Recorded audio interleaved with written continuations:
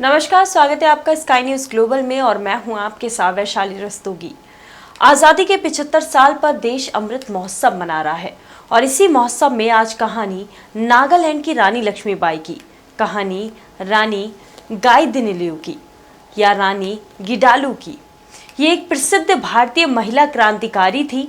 उन्होंने स्वतंत्रता आंदोलन के दौरान नागालैंड में अंग्रेजी हुकूमत के विरोध में अपनी क्रांतिकारी गतिविधियों को अंजाम दिया था। इस वीरांगना को आज़ादी की लड़ाई में तमाम वीरतापूर्ण कार्य करने के लिए नागालैंड की रानी लक्ष्मीबाई की उपाधि दी गई। रानी गाइदिन्ल्यू का जन्म 26 जनवरी 1915 को मणिपुर के तमेंगलोंग जिले के तवसेम उपखंड में एक गांव में हुआ था। अपने माता पिता की 8 संतानों में वे 5वें नंबर की थी। उनके परिवार का संबंध गांव के शासक वर्ग से था। आसपास कोई स्कूल ना होने के कारण उनकी औपचारिक शिक्षा नहीं हो पाई थी। मात्र 13 साल की उम्र में वे अपने चचेरे भाई जादोनाग के हिराका आंदोलन में शामिल हो गई थी। प्रारंभ में इस आंदोलन का स्वरूप धार्मिक था, पर धीरे धीरे इसने राजनीतिक रूप धारण कर लिया था। जब आंदोलनकारियों ने मणिपुर और नागा क्षेत्रों में अंग्रेजों को खदेड़ना शुरू किया। सन 1931 में जब अंग्रेजों ने जादोनाग को गिरफ्तार कर फांसी पर चढ़ा दिया, तब रानी गाइदिन्ल्यू उनकी आध्यात्मिक और राजनीतिक उत्तराधिकारी बनी।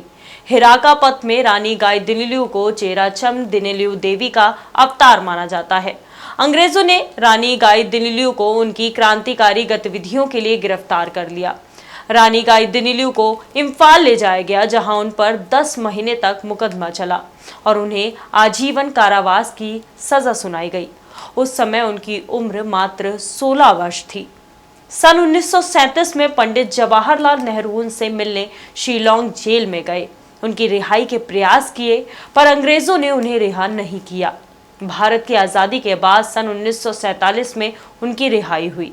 अपनी रिहाई से पहले उन्होंने लगभग 14 साल विभिन्न जेलों में काटे थे। आज़ादी के बाद उन्होंने अपने लोगों के विकास के लिए काम किया है। भारत सरकार ने उन्हें स्वतंत्रता सेनानी का दर्जा दिया और पद्म भूषण से सम्मानित किया है। फिलहाल इस वीडियो में मेरे साथ बस इतना ही। आगे ऐसे ही रोचक किस्सों को सुनने के लिए आप हमारे साथ जुड़े रहिए, देखते रहिए स्काई न्यूज़ ग्लोबल।